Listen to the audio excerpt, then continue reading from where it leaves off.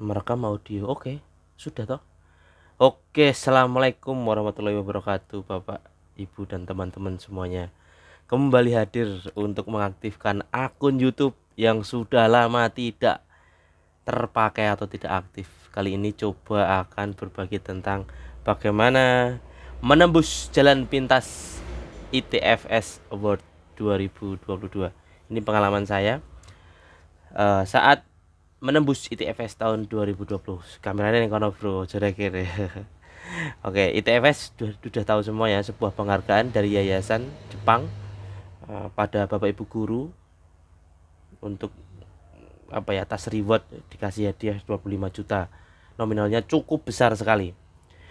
Saya sambil lihat di sini apa yang bisa saya jelaskan tentang jalan pintasnya.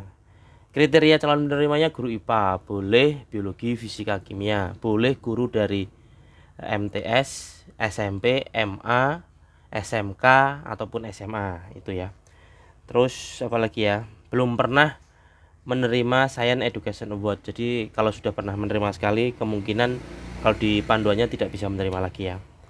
Kemudian ada nominasi. Nominasi nanti ada lembar nominasi. Menurut saya nominasi tidak terlalu berefek. Kamu dinominasikan oleh kepala sekolah, penerima award sebelumnya atau siapapun, itu tidak terlalu efeknya tidak terlalu besar menurut saya. Kemudian formulir. Nah, ini formulirnya harus sesuai dengan panduan. Kalau di situ 9 halaman, maka ya harus 9 halaman. Pokoknya tidak boleh lebih, tidak boleh kalau kurang maksimal berarti boleh ya.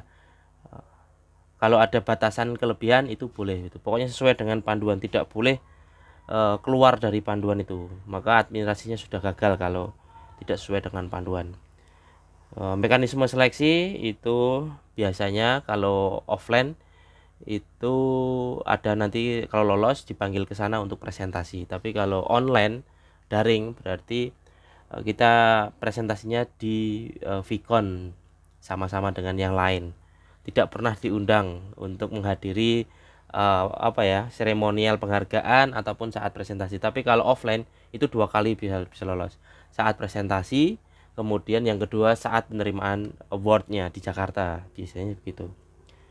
Bahan-bahan untuk wawancara itu kalau lolos untuk apa namanya, seleksi administrasi. Yang pertama itu biar lolos dulu. Ini tips tembus lolosnya dulu ya. Kalau wawancara nanti tipsnya. Penyerahan hadiah, komunikasi, oke nih. Ini formulir nominasi halaman 1 sampai 4 itu ada judul, nama sekolah, itu sesuai dengan form yang sudah ada. Nah, terus kemudian halaman kelima, latar belakang, ini isinya sesuai dengan yang ada di form yang disediakan. Jadi petunjuk baku atau kaidah penulisannya sesuaikan dengan yang di sini. Jangan mengikuti yang lain. Misalkan berisi singkat tujuan gitu kan, ide-idenya apa, kemudian praktek serta definisi bagaimana keunggulan produk tersebut itu. Jadi 1 halaman berarti ya, halaman latar belakang ini penting banget, tulis sesuai dengan keadaan ataupun permasalahan yang ada yang dihadapi. Uraian isi ini halaman ke-6. Kemudian ada pelaksanaan metode pembelajaran, hasil-hasil keunggulan. Nah, ini yang isi dari 9 halaman itu isinya ya ini. Uraian isinya sesuai dengan formnya itu, inovasinya apa, singkat, butir-butir diutamakan.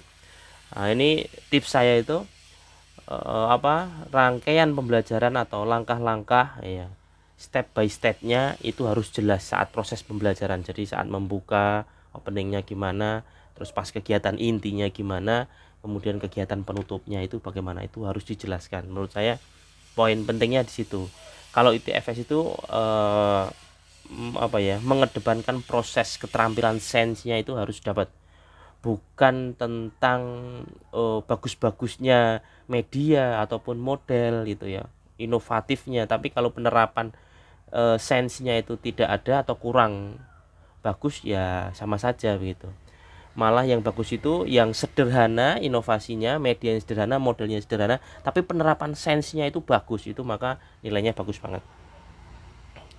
Oke, pelaksanaan metode pembelajaran di halaman itu, hasil-hasil keunggulan. Nah, ini tadi dijelaskan semua di situ. 9 halaman itu harus mencakup itu semuanya. Mungkin jalan-jalan singkatnya itu ya. surat pernyataan plagiasi ya itu sudah biasa. Diisi lengkap halaman 1 sampai 9, halaman 1 dengan 9, satu set formulir proposal, kemudian dikirim lewat email ya. Scan PDF, nah, total maksimal 10 MB dan sudah betul itu. Terus kemudian inovasinya yang paling banyak apa? Yang sering ditanyakan itu paling banyak media ataupun alat, itu paling banyak karena berupa produk yang mungkin bisa kita presentasikan nanti ketika wawancara. Tapi juga ada yang model, ada juga yang metode inovasinya begitu. Terus apa ya? Menurut saya tingkat inovasinya itu yang misalkan originalitas, kemudian dapat ditiru itu ya, poin-poin pentingnya itu.